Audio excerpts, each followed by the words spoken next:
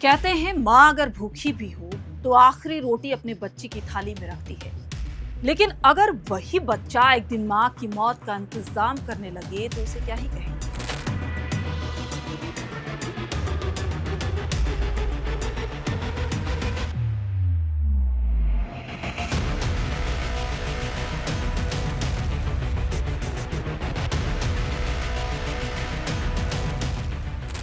हादसा, साजिश या इंसानियत का सबसे बदसूरत चेहरा।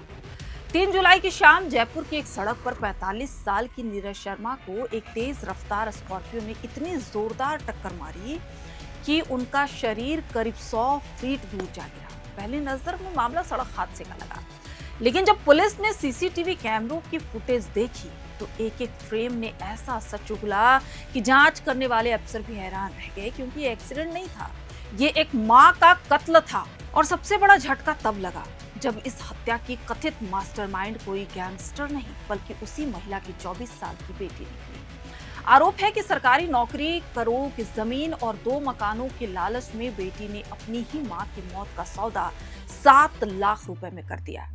आखिर इस परिवार में ऐसा क्या हुआ कि मां बेटी का रिश्ता सुपारी तक पहुंच गया। कहानी शुरू से शुरू करते हैं, बिल्कुल शुरुआत से। नमस्कार, मैं हूं प्रियंका मिश्रा और आप देख रहे हैं एयर नाउ। जयपुर की एयरपोर्ट कॉलोनी, एक साधारण सा परिवार के मुखिया थे विजय वशिष्ठ उर्फ विजय शर्मा। राजस्थान न्यायपालिका में एलडीसी यानी लोअर डिवीजन क्लर्क। सालों की नौकरी के बाद उन्होंने अपने सपनों का घर बनाया था।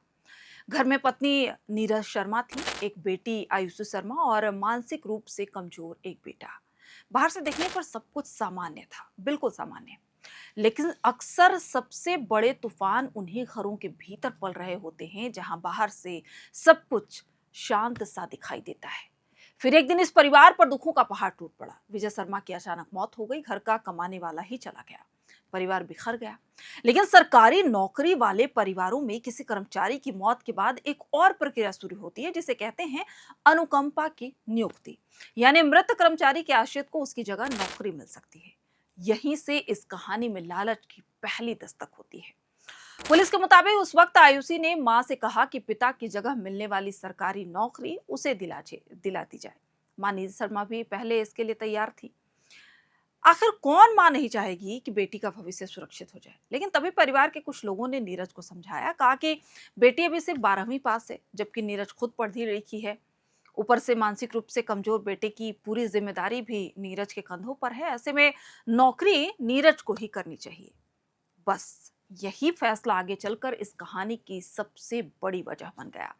नीरज शर्मा अपने दिवंगत पति की जगह नौकरी ज्वाइन कर ली, लेकिन पुलिस का दावा है कि आयुषी इसी फैसले को कभी स्वीकार ही नहीं कर पाई। उसे लगने लगा कि जो नौकरी उसके हिस्से आनी चाहिए थी वो उसे छीन ली गई।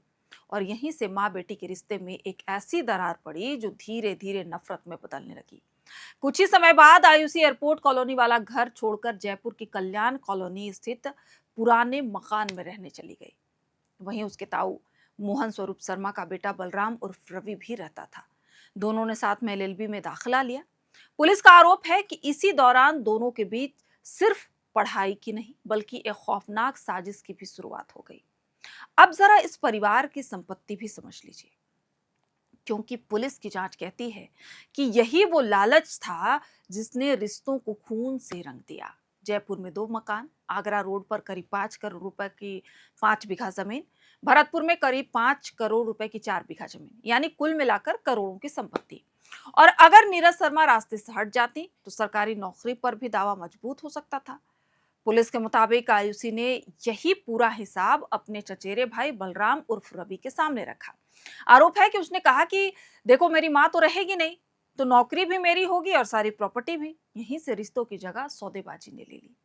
पुलिस का दावा है कि आयुषी ने बलराम से वादा किया कि अगर वो इस काम में उसका साथ देगा तो करोड़ों की जमीन में उसका भी हिस्सा होगा। लालच बड़ा था और कथित तौर पर इसी लालच ने कई लोगों को इस साजिश का हिस्सा बना दिया। लेकिन अब सबसे बड़ा सवाल था कि हत्या की कैसे जाए। अगर गोली चलती है तो सीधे सीधे हत्या का मामला बन जाता, अगर चाकू चलता तो शक होना तय था। इसलिए पुलिस के मुताबिक एक ऐसा तरीका चुना गया जिसमें मौत भी हो जाए और दुनिया उसे हादसा समझे, यानी कि सड़क दुर्घटना। योजना बनी कि नीरज शर्मा को तेज रफ्तार गाड़ी से कुचल दिया जाएगा। ऐसा लगेगा कि किसी लापरवाह ड्राइवर ने टक्कर मारी और भाग गया। केस एक्सीडेंट का बनेगा और कहानी वहीं खत्म हो जाएगी। लेकिन फिल्मों में जैसा प्लान पहली बार में काम कर जाता है, असल जिंदगी में हमेशा ऐसा नहीं होता। पुलिस के मुताबिक करीब 1 महीने पहले कोशिश की गई। भरतपुर से जुड़े हेमंत शर्मा नाम के शख्स से संपर्क किया गया।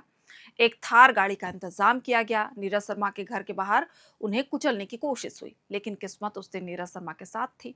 वो बाल बाल बच गई। लेकिन उस घटना ने उन्हें डरा जरूर दिया। उन्हें महसूस होने लगा कि कोई उनका पीछा कर रहा है। उन्होंने अपने भाई को पूरी बात बताई। घर से निकलना कम कर दिया। पूरे घर में लोहे की जालियां लगवाई गई। बाहर 4 सीसीटीवी कैमरे भी लगवा दिए गए। उन्हें लगने लगा था कि उनकी जान की कोशिश है, यानी जिसे मारने की साजिश रची जा रही थी, उसे खतरे का एहसास पहले हो चुका था। अब साजिश करने वालों के सामने सबसे बड़ी मुश्किल थी कि नीरज शर्मा घर से निकल ही नहीं रही थी। पहली कोशिश के बाद वो बेहद सतर्क हो चुकी थी। बाहर जाना कम कर दिया था। हर आने जाने वाले पर नजर रखती थी। घर के बाहर कैमरे लगवा दिए गए थे। यानी जिस हादसे की स्क्रिप्ट लिखी गई थी, उसका सबसे अहम किरदार अब घर के अंदर था। लेकिन पुलिस का दावा है कि साजिश यहीं नहीं रुकी। नीरज शर्मा को घर से बाहर निकालने के लिए नए नए तरीके अपनाए गए। कभी घर के बाहर नींबू मिर्च फेंकी गई, कभी लाल रंग डाला गया। माहौल ऐसा बना दिया गया कि वो बाहर निकल कर देखे कि आखिर हो क्या रहा है। मतलब टोना टोटका भी किया गया और लगातार कोशिश की गई कि वो बाहर निकले, लेकिन नीरज शर्मा हर बार बचती रही। फिर आया 3 जुलाई 2026। शाम के करीब 4:45। उस दिन नीरज शर्मा अपने बेटे को कोचिंग छोड़ने के लिए निकली थी। शायद उन्हें अंदाजा भी नहीं था कि कई दिनों से उनकी हर हरकत पर नजर रखी जा रही है। लेकिन आरोपी जो थे वो ड्यूटी पर पहले से ही तैनात थे। कोई लोकेशन बता रहा था, कोई बाइक से पीछा कर रहा था, कोई स्कॉर्पियो लेकर सही मौके का इंतजार कर रहा था। यानी एक इंसान की हत्या नहीं, बल्कि एक ऑपरेशन चल रहा था। जैसे ही नीरज शर्मा वापस लौटने लगी, स्कॉर्पियो ने रफ्तार पकड़ी, करीब 130 किलोमीटर प्रति घंटे, और फिर धड़ाम। इतनी जोरदार टक्कर की, नीरज शर्मा करीब 100 फीट दूर जाकर गिरी। मौके पर ही उनकी मौत हो गई। स्कॉर्पियो बिना रुके आगे निकल गई। आसपास मौजूद लोगों को लगा कि एक और सड़क हादसा हो गया। लेकिन अपराधी शायद एक बात भूल गए थे कि सड़कें झूठ बोल सकती हैं, लेकिन सीसीटीवी नहीं। पुलिस ने इलाके के एक एक कैमरे की सीसीटीवी फुटेज निकाली। गाड़ी किस रास्ते आई, किस रास्ते गई, उससे पहले कौन कौन वहां मौजूद था, सब कुछ जोड़ना शुरू किया। और जैसे जैसे फुटेज खुलती गई, वैसे वैसे एक्सीडेंट की कहानी बिखरती चली गई। पुलिस को समझ में आ गया था कि ये कोई सामान्य और अचानक हुई टक्कर नहीं थी, ये इंतजार करके मारी गई टक्कर थी। यहीं से शुरू हुई इस केस की असली इन्वेस्टिगेशन। मोबाइल की लोकेशन निकाली गई, फिर कॉल डिटेल्स निकाले गए, रिकॉर्ड खंगाले गए, सीसीटीवी फुटेज को एक दूसरे से मिलाया गया, और फिर एक एक करके ऐसे नाम सामने आने लगे जिसे सुनकर पुलिस भी हैरान थी और लोग बहुत शक थे, क्योंकि शक की सुई बार बार उसी घर की तरफ घूम रही थी जहां नीरज शर्मा अपनी बेटी के साथ रहती थी। पुलिस के जांच में सबसे पहले आयुषी शर्मा का नाम ही सामने आया, फिर ताऊ मोहन स्वरूप शर्मा, चचेरा भाई बलराम उर्फ रवि, और उसके बाद एक एक कर बाकी आरोपी भी जांच के दायरे में आ गए। इसके बाद जो कहानी सामने आई, उसने पूरे राजस्थान को ही हिलाकर रख दिया। पुलिस का दावा है कि नीरज शर्मा की हत्या के लिए 7 लाख रुपए की सुपारी तय की गई थी। भरतपुर के हेमंत शर्मा से संपर्क किया गया, फिर आकाश शर्मा, अरविंद शर्मा और रोहित जाटव जैसे लोगों को अलग अलग जिम्मेदारियां सौंपी गई। किसी का काम था रेकी करना, किसी का काम था लोकेशन शेयर करना, किसी का काम था बाइक से पीछा करना, और किसी का काम था स्कॉर्पियो चलाकर आखिरी वार करना। यानी कि पुलिस के मुताबिक ये गुस्से में किया गया अपराध नहीं, ये बैठकर बनाया गया एक पूरा स्क्रिप्ट था, प्रोजेक्ट था। जांच में ये भी सामने आया कि घटना वाले दिन कथित तौर पर मोहित शर्मा लगातार नीरज शर्मा की लाइव लोकेशन बाकी आरोपियों तक पहुंचा रहा था। रोहित जाटव बाइक से कुछ दूरी पर नजर बनाए हुए था। स्कॉर्पियो का शर्मा चला रहा था और उसके साथ ही अरविंद शर्मा बैठा था। जैसे ही सही मौका मिला, गाड़ी ने रफ्तार पकड़ी और कुछ ही सेकंड में नीरज को उड़ा दिया। सब कुछ खत्म हो गया। वारदात के बाद स्कॉर्पियो को छोड़ दिया गया। आरोपी बाइक पर सवार होकर अलग अलग दिशाओं में फरार हो गए। उन्हें लगा अब ये हमेशा के लिए सड़क हादसा बनकर फाइलों में दफन हो जाएगा। लेकिन अपराध की एक दिक्कत होती है कि जितनी बड़ी साजिश होती है, उससे ही ज्यादा सबूत पीछे छोड़ जाती है। इधर नीरज शर्मा के भाई राकेश कुमार शर्मा भी पुलिस के पास पहुंचे। उन्होंने जो बयान दिया, उसने जांच को और भी मजबूत बना दिया। उन्होंने बताया कि उनकी बहन पहले भी कई बार कह चुकी थी कि बेटी आयुषी, जेठ और परिवार के कुछ लोग संपत्ति को लेकर उन्हें परेशान करते हैं। उन्हें जान से मारने की धमकियां भी मिली थी। यानी जिस खतरे की आशंका नीरज शर्मा जता रही थी वो आखिरकार सच साबित हुई।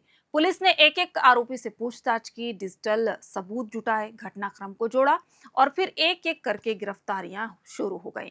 इस मामले में आयुषी शर्मा, मोहन स्वरूप शर्मा, मोहित शर्मा, आकाश शर्मा, अरविंद शर्मा, हेमंत शर्मा और रोहित जाटव को पुलिस ने गिरफ्तार कर लिया। जबकि पुलिस के माने तो इस कथित साजिश का अहम किरदार बलराम उर्फ रवि अभी भी फरार है, उसकी तलाश जारी है। अब इस पूरे मामले में अदालत सबूतों के आधार पर क्या कुछ तय करेगी, कौन दोषी है, किसे क्या सजा मिलेगी, लेकिन इस कहानी ने एक सवाल पूरे समाज के सामने जरूर छोड़ दिया है कि क्या एक सरकारी नौकरी, करोड़ों की जमीन और 2 मकानों की कीमत एक माँ की जिंदगी से भी ज्यादा हो सकती है। जिस माँ ने बेटी का हाथ पकड़कर चलना सिखाया, उसी माँ को बेटी ने हमेशा के लिए गिरा देने की साजिश रच दी। रिश्ते जब विरासत में बदल जाते हैं और विरासत लालच में, तो घरों में सिर्फ लोग नहीं मरते, भरोसा भी मर जाता है। माँ बेटी के रिश्तों को तार तार कर देने वाली ये कहानी यहीं तक थी। आप क्या सोचते हैं जयपुर से आई इस खबर के बारे में? कमेंट करके जरूर बताइएगा, क्योंकि लगातार इस तरह की खबरें ना समाज में एक भय पैदा करती हैं। हाल ही में आपने देखा सिया केतन की कहानी, अभी वो खबर, वो कहानी ठंडी भी नहीं पड़ी और ये दूसरी कहानी। इस तरह के जो खबरें आ रही हैं वो समाज में एक अनकहा अनसुना डर पैदा कर रही हैं। इन तमाम चीजों से आप लोग क्या सोचते हैं, कमेंट करके जरूर बताइएगा। तब तक के लिए देखते रहिए नाउ। आप सभी का बहुत बहुत शुक्रिया। शुभ रात्रि। FRP pressure vessels are made using fiber reinforced plastic, a powerful combination of high strength glass fibers and corrosion resistant resin. At Duraplast, we manufacture these vessels using advanced filament winding technology. Layer by layer, resin-coated glass fibers are precisely wound over a rotating mold, creating a structure that is lightweight, high strength, and built to handle pressure. The result? Superior corrosion resistance, longer lifespan, lower maintenance costs for industries that demand performance without compromise. For customized FRP pressure vessel solutions,